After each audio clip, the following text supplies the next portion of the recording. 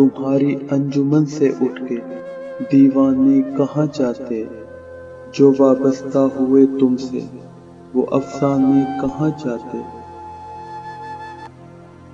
نکل کر دیر و کعبہ سے اگر ملتا نہ میں خانہ، تو ٹھکرائے ہوئے انسان خدا جانے کہاں جاتے۔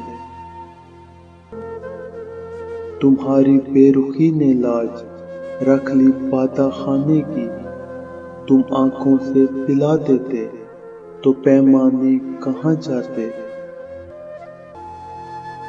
چلو اچھا ہوا کام آ گئی دیوانگی اپنی، وگرنہ ہم زمانے بھر کو سمجھانے کہاں جاتے۔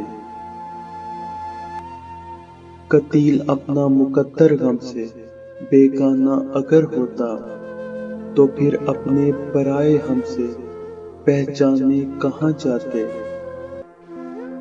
تمہاری انجمن سے اٹھ کے دیوانے کہاں جاتے، جو وابستہ ہوئے تم سے وہ افسانے کہاں جاتے، جو وابستہ ہوئے تم سے وہ افسانے کہاں جاتے۔